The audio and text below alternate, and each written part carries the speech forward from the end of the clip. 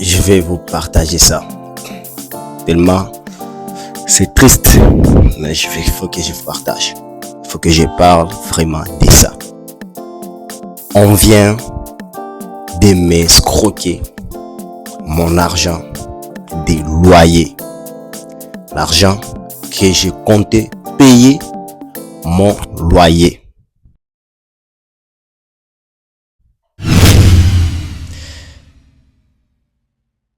Et ça va à donner des leçons à d'autres personnes qui suivent cette chaîne. Avant tout, je vais me présenter. Pour ceux qui ne me connaissent pas encore, moi c'est Tizungu Migo Crispin de votre chaîne TC Homeschool, l'école de la maison. Comment c'était passé?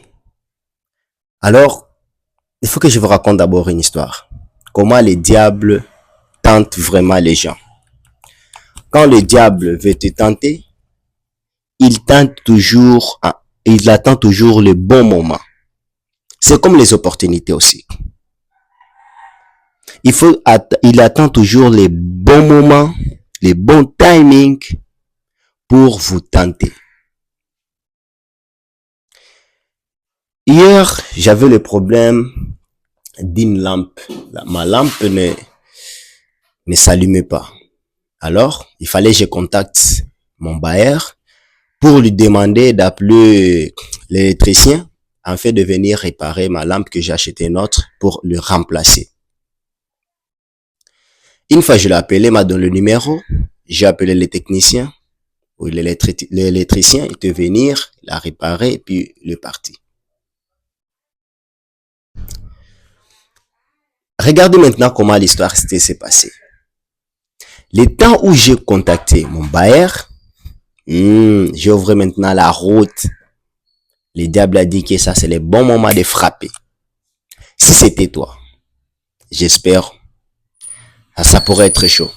C'est pas une grande somme, mais il faut qu'on en parle pour qu'on éveille aussi la conscience des autres. Et afin, je vais vous partager des leçons que j'ai appris et pourquoi je vais vous partager ça. Après le départ de l'électricien, j'ai reçu un SMS parce que je suis dans un pays nouveau. J'ai changé un peu ma localisation et ici, je suis encore nouveau. Ça fait à peine que j'ai pris cette maison. Il y a un message qui est entré dans mon téléphone. Salut, du genre, salut, ça va, comment vous allez? Très bien, c'est le bailleur. J'ai besoin de l'argent puisque le mois vient de terminer. Je dis, mais le mois vient de terminer, moi, normalement, il faut que je paye chaque 23. Donc, chaque 23, je vais payer. Mais nous sommes encore le premier. Comment il me demande de l'argent alors que j'ai déjà consommé que 9 jours du mois? Regardez maintenant ces esquisses. Non, parce que je suis au village, j'ai besoin de cet argent, tu m'envoies même le peu que tu as. Là où ça devait maintenant reconnaître la personnalité d'une personne. Je me suis d'abord posé la première question. Mon bailleur, c'est un docteur. Comment un docteur pourrait venir comme ça en improviste? Deuxième chose que j'ai constaté, la manière d'écrire. J'ai vu la manière dont il m'écrivait, ça correspondait pas à quelqu'un qui est un docteur. Mais tout ça, ça m'a pas éveillé les yeux. J'étais tellement stressé avec beaucoup de choses. J'ai dit, ok, d'accord, moi, je vais t'envoyer cet argent. Attends le matin. Il dit, non, si tu as ça, il faut... Je dis, mais c'est quoi la pression? Est-ce que j'ai fini par envoyer? Non. Attends encore d'abord. Là, on précède. On converse avec lui, il me dit, non, il faut envoyer de l'argent, j'ai des problèmes, tu sais, c'est au village, c'est là.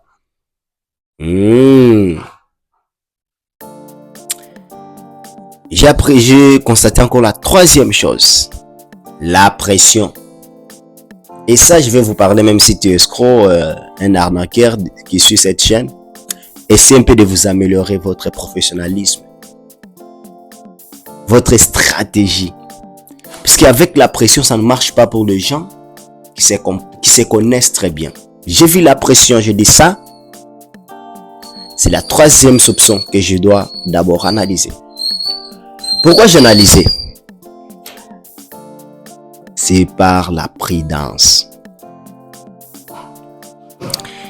J'ai dit, ok, d'accord, moi je vais t'envoyer de l'argent. Il n'est pas grave. Moi j'ai cet argent. Mais, je dis seulement, il faut avoir des principes. Moi je suis quelqu'un tellement de principes. J'ai dit, d'accord. Mon bailleur n'est pas sur place. L'argent pour la garantie, j'ai amené chez sa mère. C'est-à-dire, pour les loyers aussi, je vais amener là où j'ai amené l'argent de la garantie. J'ai dit, ok, d'accord, je vais amener cet argent chez ta mère. Il m'a dit, non, c'est pas grave, tu peux d'abord m'envoyer puis aller dire à maman. J'ai dit, ok, d'accord. Les matins, à 23h, il m'écrit encore. Je me réveille à 6h, il m'écrit encore. J'ai dit, ok, c'est bon. J'ai dit, comme chez sa mère, nous sommes juste des voisins, c'est ma voisine. J'ai sorti de la maison le matin. J'ai amené cet argent chez la maman. Je dis, maman, oui, j'ai vu ces messages, c'est étrange. Mais peut-être c'est mon bailleur qui a besoin de cet argent. J'ai compris. Alors, j'ai amené ça. Mais la maman dit, mais ton bailleur, il est ici. Il est venu la nuit. Allez, on s'est parlé. J'ai dit, ok. Monsieur, j'ai vu votre message sur un numéro inconnu, vous demandez de l'argent. Ça, non, moi, je n'aime pas demander de l'argent. Vous comprenez maintenant l'histoire? Vous pensez qu'on m'a escroqué? Non. Parce que je suis toujours quelqu'un de principes. Et je respecte mes principes. Si c'était toi, tu allais céder à la pression.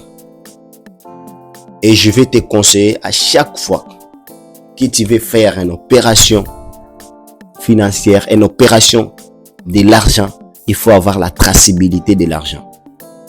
Savoir, je l'ai amené ici. S'il fallait de les chercher, je viendrai par ici. C'est ce qui m'a sauvé. Parce que je suis quelqu'un tellement de principes. Quelles sont les leçons que j'ai attirées? Ma première leçon que j'ai attirée, c'est la prudence. Et savoir protéger ce qu'on a. Moi, je voulais protéger ce que j'avais par mes lois. Parce que je sais très bien, je suis un locataire et je sais à quel moment, à quelle date que je vais payer mon loyer. Et si tu ne respectes pas ça, d'après mes principes, je ne donne pas de l'argent.